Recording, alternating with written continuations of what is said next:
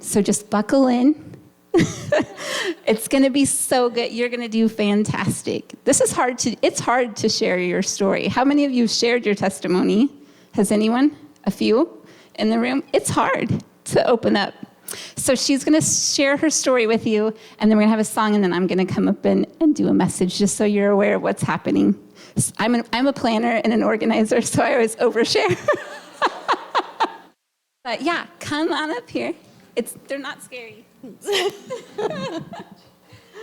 welcome, Peggy. Thank you. Well, good evening, girls. Pursued. It's an intriguing word, isn't it? One can be pursued by many different things, good and bad, exciting and frightening. You run from being pursued when it's evil, but when it's something great, you definitely want to stop and be caught. Over the past few years, God has dropped words into my life. Redeemed, safe, surrender are three of them. Then one day I heard a song. The lyrics said, "His love chases me, fights for me, climbs mountains and kicks down walls." So my mind says, really? But did you do that for me? Soon after, I hear a message, and the word pursue is the word God gave me out of that entire message. And I couldn't shake it. And then I start questioning God. Did you really pursue me? Seriously? Because my life was pretty messy. And I'm sure you weren't involved anywhere in my life. But that word pursue kept coming back to my mind over and over. And God gently encouraged me to look back at my story, and I would see all of the ways he pursued me.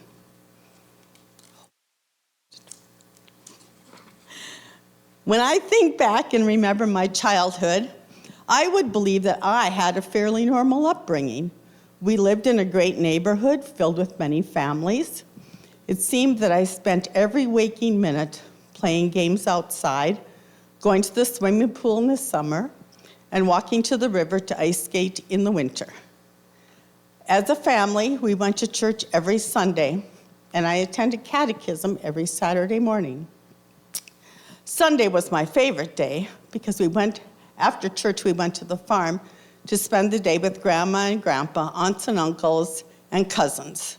There was so much joy and love and acceptance at the farm. I had 2 bachelor uncles who lived with my grandparents, and they made all of us cousins feel as if we were their favorite. And there were a lot of us. My grandma was my favorite person. I spent most of my time with her. She simply exuded love and kindness. My 2 brothers spent most of their time outside with my cousins.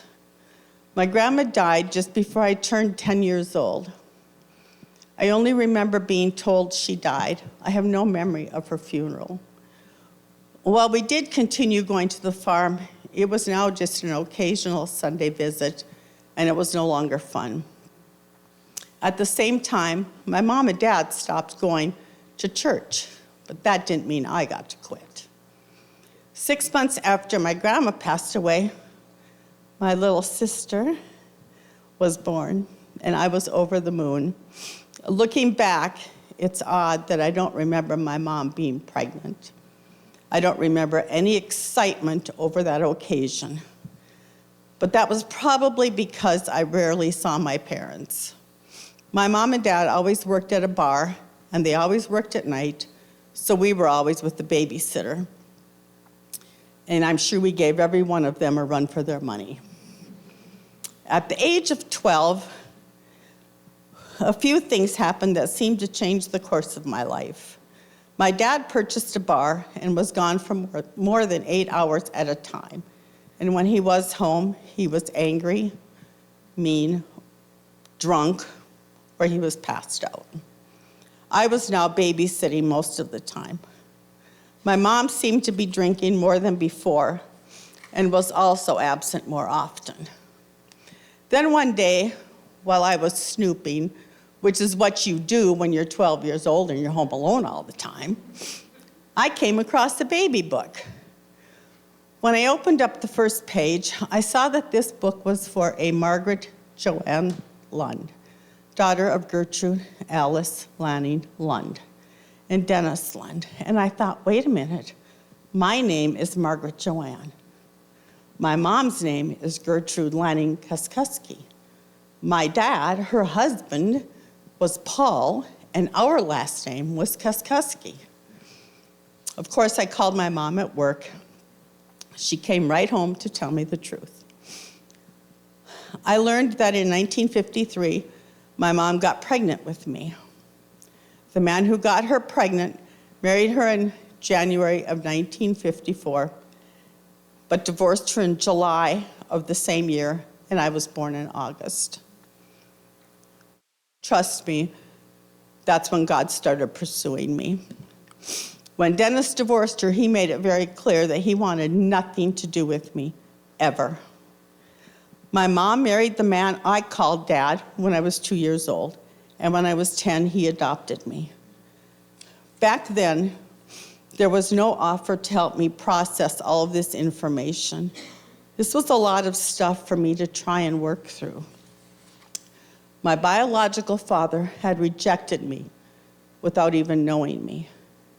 And now that the cat was out of the bag, I noticed a subtle change in the way my dad treated me compared to my siblings.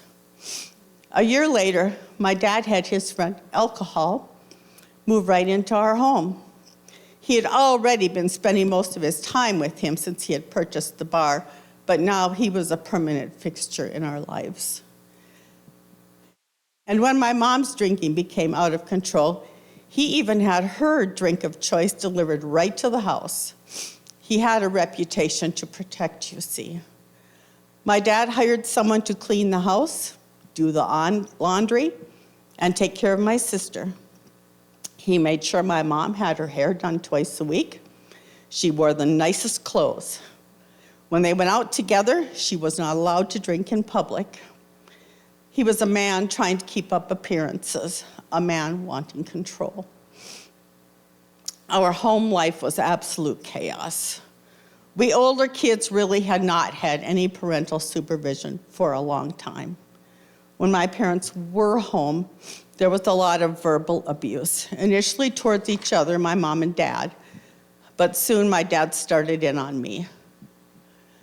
I will tell you that from the age of 13 on, I never remember seeing my dad sober. My dad never once told me he loved me. He was never kind to me.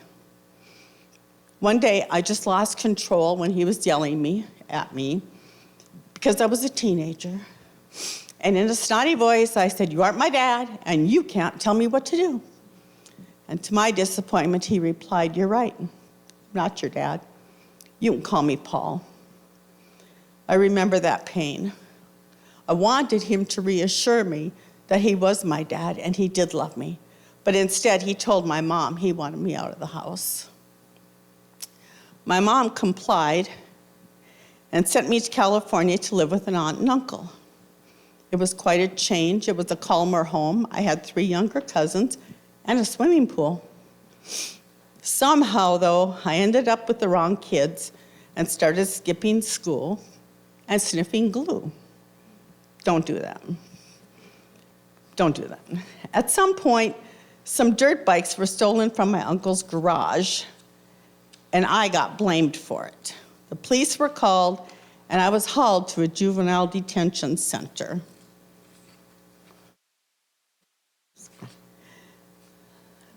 I knew that was going to happen. Sorry.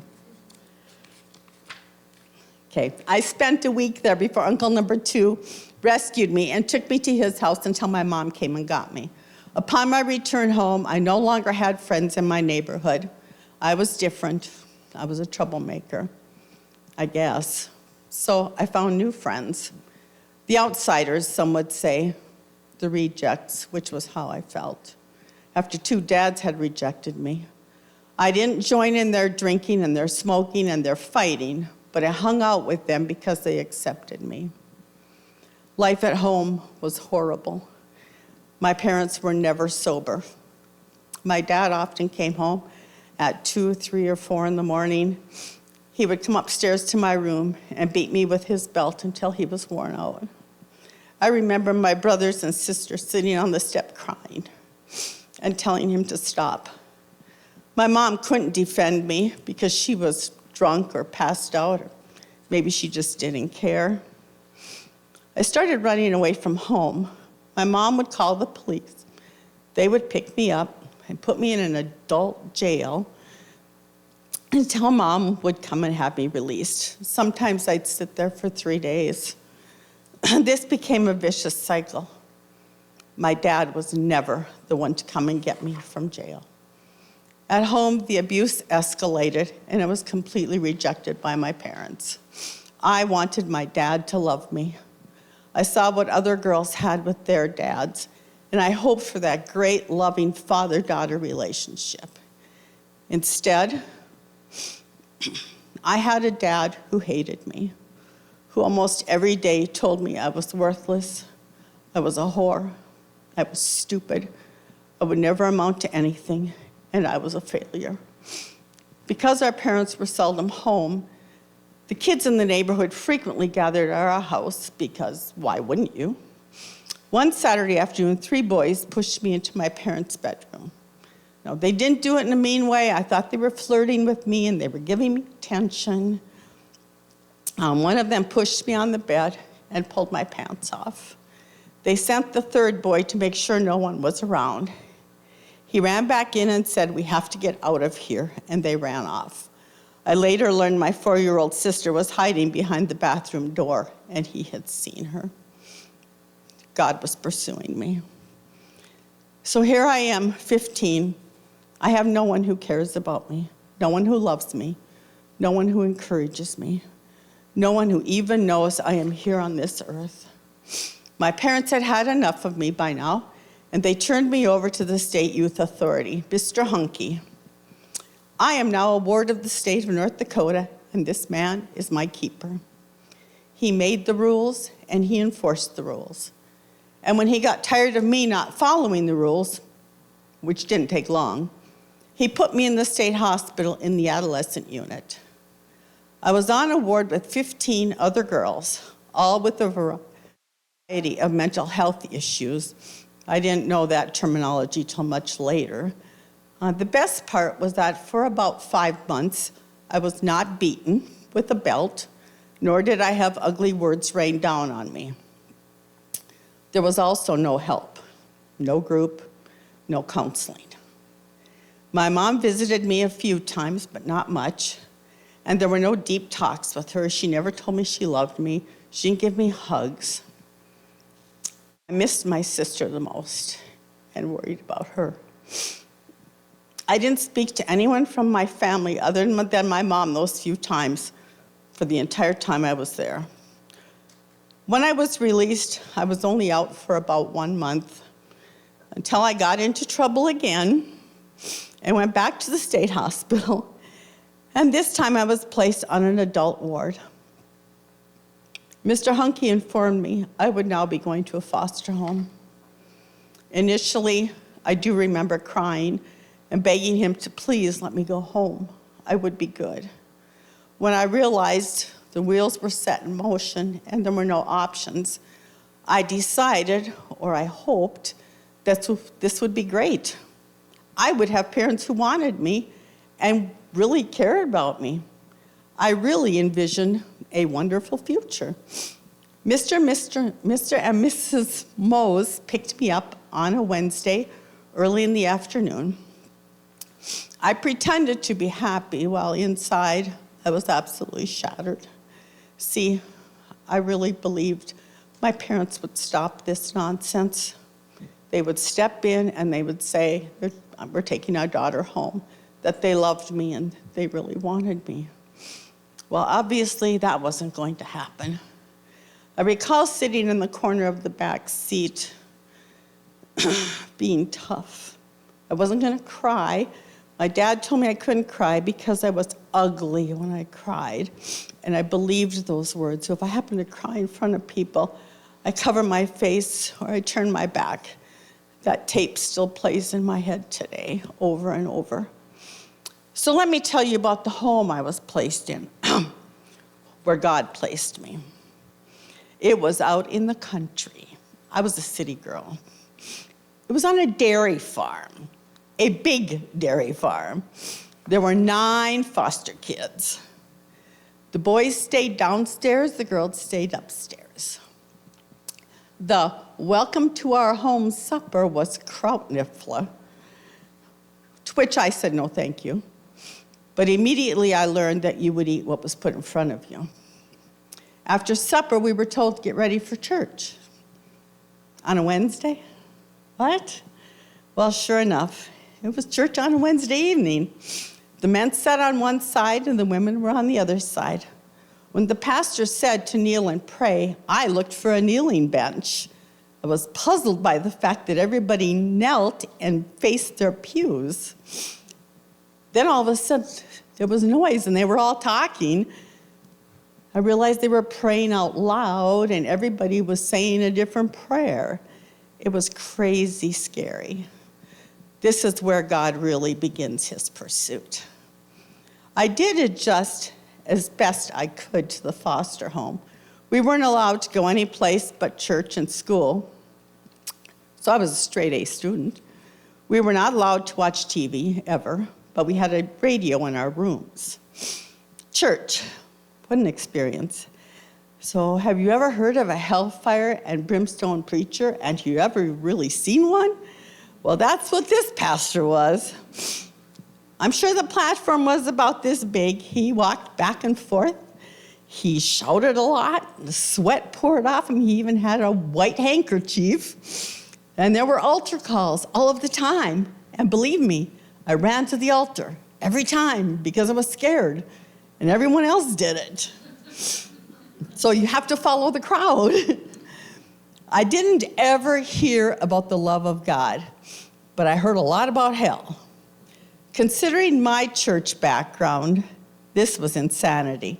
However, there was one high point that occurred at that little Assembly of God church. The Lowell Lundstrom team came for a service on a Sunday night. Did I tell you we went to church a minimum of 3 times a week? Every week? Anyway, as this team stood up in front of the church and presented their musical ministry, all I could do was consider how great it would be to be a part of that perfect family, to be happy, loved, and cared for by them. Then they suddenly played a song called "The King is Coming."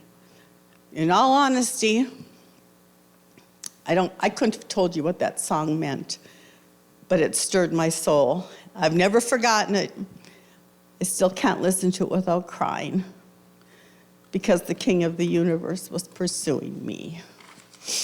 As a senior in high school, one of the perks was that our class took a senior trip near the end of the year, supervised, of course.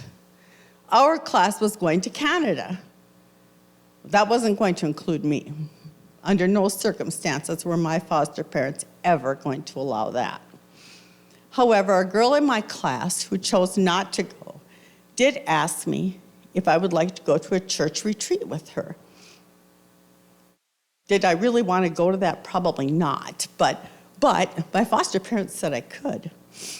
I really don't remember much, but what I do remember is being in a really big room, and there was a huge stone fireplace, and someone was speaking about a man named Jesus who loved us all so much that he died on a cross for us.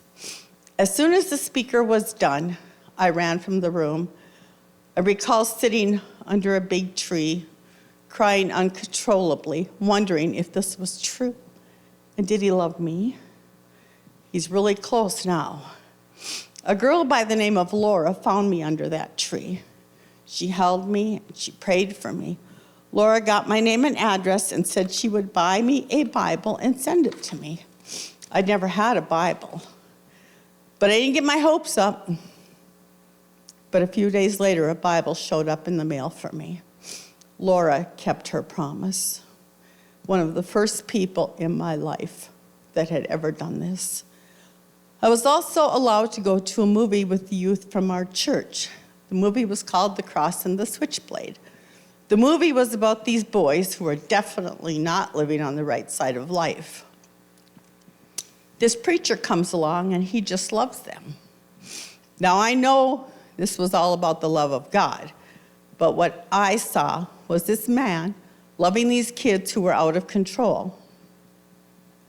I thought often about what it would be like to have someone love me like that, unconditionally. I was sure this wasn't a real thing, but it was a nice thought. I was supposed to be released from the foster home right after graduation, but I was notified the day before graduation that I would have to stay in the foster home until July 17th, when I was officially released from the state's custody. Once again, promises were broken. But I made it clear to those in power, if you let me go home for graduation weekend, I'm running. Well, my mom and my sister came to my graduation. I went home, and as promised, I ran away. My mom, who had been in the hospital for a couple of weeks before my graduation, was scheduled to go to Hartview for treatment that Sunday. Fortunately, even though I was on the run, she did go to treatment. Eventually, I got caught, as always, and was sent back to the state hospital, where I was told to stay till July 17th, 1972. I'm aging myself here. The only rule I had at the hospital was to be back on the ward by 10 p.m. In that short 6-week period, I somehow stumbled on a group of young people that met nightly to read the Bible and sing at a park. God was pursuing me. I never spoke to anybody there, but I just listened. They accepted me, but I wasn't really part of the group.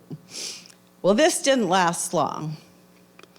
This was about the time I became sexually active, even though my dad had been calling me a whore for years. I love you were the words I longed to hear forever. And naturally, they were attached to sexual activity. On July 17th, 1972, I was finally released from the state hospital, and I was no longer a ward of the state. I was given a ride to my parents' house. I grabbed my suitcase and walked up to the front door. I knocked on the door. My dad finally came to the door, took one look at me and my suitcase and said, "No whore is going to live in my house," and shut the door in my face. I'm 17 years old. I'm all alone. My dad, who has never liked me, much less loved me, had just let me know I'm not wanted. My mom, who never defended me or really ever cared, is in treatment. My extended family, aunts and uncles who were in the area, were definitely not anyone I could turn to. You know, it seems that the only thing that has chased me is evil, and I've let it catch me more than once. Well, moving on, I met a lady at the state hospital, which is such a great place to make friends, who told me if I ever needed anything, like if life was really messed up, I could call her. Well, it was my last hope, so I called Marlene. She came to Jamestown, picked me up, and I moved into her home in Carrington, North Dakota. I took care of her 2 little girls in exchange for room and board. Now, naturally, I had free time, so I would go out, and eventually I made some friends. This is when drinking and getting high became fun for me. So it's only natural I would find the party group. I met my first husband in August of 1972.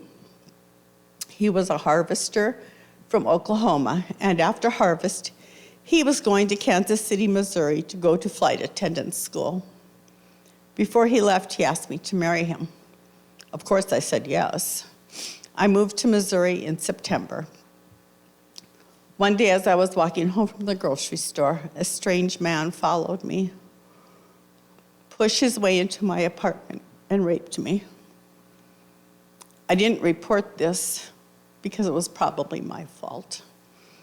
When Billy found out, he packed me up and took me to his mom's in Oklahoma. That would be book number 2. We won't go into that. I didn't bother calling my family because they would have said it was all my fault. Billy and I got married in February of 1973. My dad didn't come to my wedding. My son Josh was born in 1974. Not long after he was born, Billy started cheating on me, and we were divorced in 1975. I knew the marriage failed because of me. It was a failure, just like my dad had said. The weekends that Billy had Josh, I spent partying. But somehow I met a really nice guy named Jim. He was very kind to me, very respectful of me. Our relationship was on and off because he lived and worked in Fargo. In the spring of 1976, he came to Jamestown for an evening, and he proposed, and I said yes. The next day, I got a call telling me he had been killed in a car accident on his way home to Fargo. He had gone off the bridge at Valley City.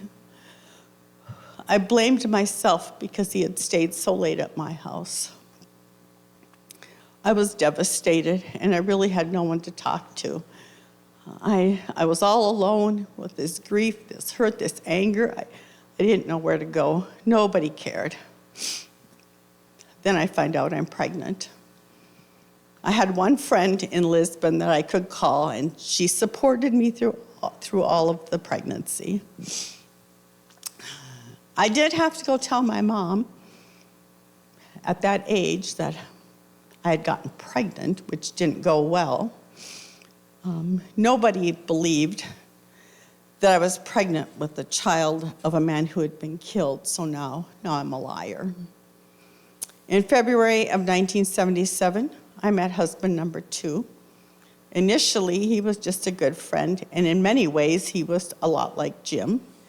In March of 77, Brian was born, and in October of that year, Rob and I were married. Rob was really, really good to myself and my boys. As a side note, I wanted you to know that most young girls have dreams of becoming teachers and nurses, figure skaters. Maybe you want to be a dancer. I never grew up dreaming of any of those things. It was never encouraged or considered in my house. So I'm going into this marriage with this really wonderful man, but I was so beaten down, I was so defeated, and I'd been told that I would never amount to anything. But I often thought about it would be great to have a wonderful, peaceful family with a dad who loved me. So now I have this husband who's pretty good to me. But I had to mess that marriage up, and he divorced me. At the same time that he served divorce papers on me, I was served papers by Billy's dad, by Josh, Josh's dad, Billy. He was taking me to court to take Josh away from me. And shortly after that, I was evicted from my apartment. That was like within 2 weeks all of that happened. I did lose custody of Josh. My ex-mother-in-law paid off the judge. I didn't learn that until much later. I was wrecked. My dad was right. I was worthless. I started drinking a lot, and I gave myself away to anyone who gave me any attention. I had just had enough of everything. Then one morning I woke up hungover again with another strange man. I don't know what was different this time. I remember going in and looking at my son Brian, who was the only reason I had for living at that point. And I looked in the mirror and I said, I may not be worth anything, but Brian deserves me. So I called my counselor and asked to get help from my drinking. I began attending AA. I got a sponsor. That was the end of my drinking and getting high. I'm clean and sober. I have a great relationship with my sister and my mom. But I'm still trying to get my dad to care about me, and he continues to reject me over and over and over. Now I meet the third man I'll marry. His name is Randy, and he's a drug-addicted alcoholic. But I will help him get well. I sure thought I was powerful. The only problem was, he didn't think he had a problem. We were married in July of 1982, and we moved to Carrington, where Ray had gotten a job at the hospital. We moved into an apartment right next door to the house I lived in 1972. And they were the first people I met were the people who lived in that house. Yes. And they were Christ followers. Now, I'd never forgotten about my time under the tree, or the movie I saw, or the song I heard. In fact, I recalled those things often. But for 10 years, I had no idea what to do with that information. So my new friends invited me to church over and over and over. I honestly finally said yes because I was afraid they would stop being my friends if I didn't go. So Brian and I went to church regularly. We had many friends at that church. Randy continued in his addiction, lost his job, would take any money I made, spend it on drugs and alcohol. He abused me verbally and physically. He would leave for 3 to 7 days at a time. A short time after we had moved to Carrington, my dad died. I really felt no sense of loss that my dad died because he was never really a dad. But I had always held out hope that he'd sober up and he'd love me and he'd accept me. I'd finally have a father. So the tears I cried were actually from my loss of that hope. And just to make sure that I knew to the very end how he felt about me, in his will, he stated, I have intentionally left Peggy out of my will. It was like a hammer fell. That was the end. So life in my home with Randy continued to be insanity. I kept telling myself it was okay when I knew it wasn't. I am so thankful for the people who had befriended me at that church. They stayed by my side. I didn't understand why they didn't walk away. And when I think back to those times, I remember a song being sung. It was called When God Ran. It was a young man who sang it. And I imagined an earthly father running to me. I've never forgotten that song. Now I know what it really means. God was pursuing me. Eventually, Randy's addictions brought an end to our marriage. He packed up and left. I had no money, very little food, but I felt a relief. I was working nights at the nursing home when he left. A young man from our church was kind enough to spend the night with Brian so I could work. When we were doing okay, our house was quiet. We were happy. We were still going to church. Now, I should tell you at this point, I never had a salvation experience at this church. I knew about getting saved. My sister and brother-in-law had gotten saved, and I had 2 good friends who had gotten saved. But I wasn't quite sure what it all meant, and I wasn't going to ask too many questions. In April of 1987, I met my Boaz. If you've read the book of Ruth, you know who Boaz is. I met Ray. This man, he is such a gentle, kind, and caring human being. He was incredibly respectful. He was so helpful. Shortly after we met, he moved to Robinson. He would drive back and forth every day to take care of Brian while I worked nights. Who does that? Who does that? It wasn't long, and he asked me to marry him. I do understand the woman at the well.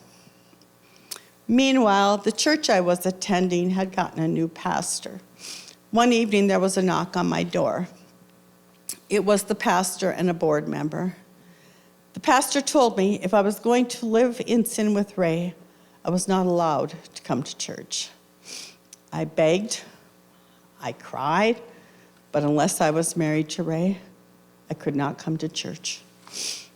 So I moved out of Carrington and went to Robinson with Ray, We found a church there with people who just cared about us. So I waited for him to abuse me. I probably did everything I could to make that happen, but it never happened. Not even when Josh, who was 13, was rejected by his father and sent back here and came with a ton of garbage, did Ray abuse me. He didn't leave me. We got married at a little church in Robinson in February of 1988. We moved back to Carrington in April. Enter our State Farm agent, Ron Wagoner. He really loved God, and he was not shy about sharing his faith. Anytime we showed up at his office, he would shut the door, share about Jesus with us, cry over us, and pray for us. Every time.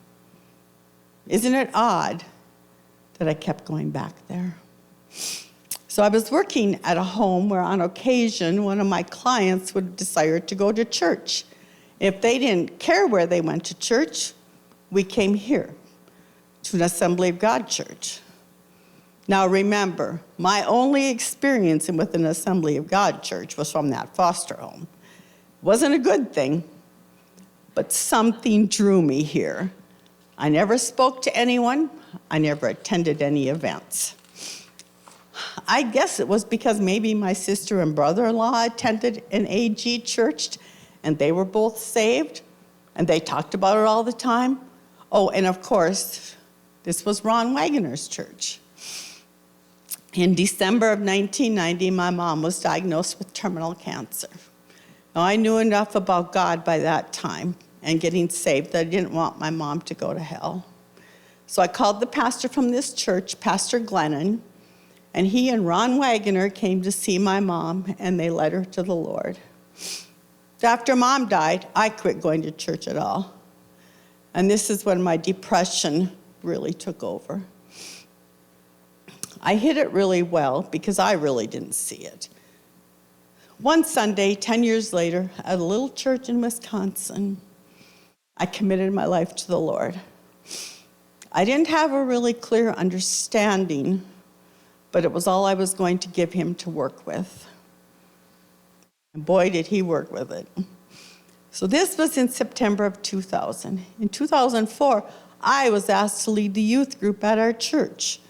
While I was excited to have this opportunity, I was uncertain as to why they would put me in that position. Obviously, Pastor Bruce knew something I didn't. I loved leading the students and growing in my knowledge of God. But it seemed to be getting sadder and sadder as time went on. When somebody questioned me, "Do you want to end your life?" my answer was no. I just want to go to sleep and not wake up. I decided it was best to step out of leading youth, and I asked Pastor Randy if he would be willing to counsel me. After a few sessions, he brought up my dad, who I hadn't even mentioned. He opened a door I thought had been nailed shut. I shared with him all that had happened, and then he had the nerve to ask me to forgive my dad. You know, I'd held on to all of that hurt and anger and disappointment for a lot of years. Forgive him and say that what he did to me was okay. Besides that, he was dead. Well, after helping me understand that forgiving him did not equal that what he did was okay, I wrote my dad a letter. I shared the letter to my dad with Pastor Randy and a friend. I shared all of my feelings, and I forgave him. And the wall around my heart began to fall brick by brick. Psalm 18:16 says, "He reached down from on high and took hold of me. He drew me out of deep water. He planted my feet on solid ground, and I was no longer drowning in a sea of sadness." I still had struggles. I still wanted control, mainly because I wanted the outcome of things to be good. Everybody will be happy. And when this failed repeatedly, I slid right back into the old thinking that I'm a failure. I'm stupid. I'm not worth anything. And these doubts and lies fed to me by Satan were enough to cause me to decide to end my life in June of 2017. By the grace of God, I didn't take the pills because the Holy Spirit nudged a friend who called others. They all gathered and prayed for me without even knowing why they were praying for me. I had no idea why I put the pills away. I just put them away. I went home. I gave them to Ray. I said, get rid of these. And I don't remember, it was 2 or 3 weeks later, even before I found out what had taken place. So did God pursue me? Oh, yeah.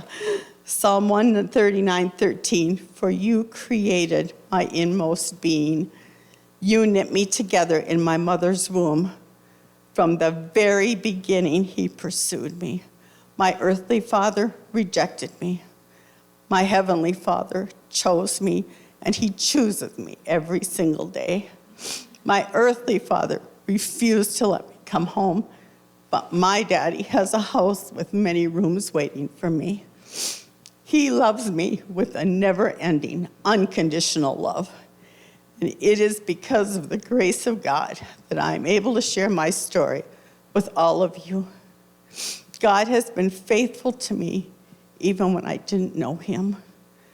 I'd like to end my time with you with my favorite scripture, Job 19:25-26.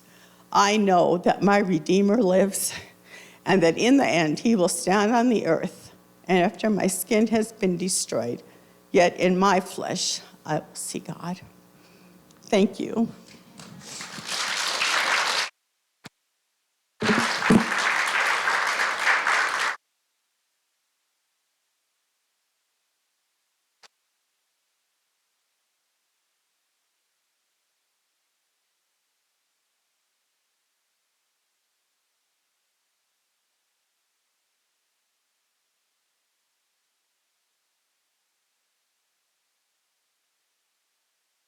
How many times can you hear the same lie before you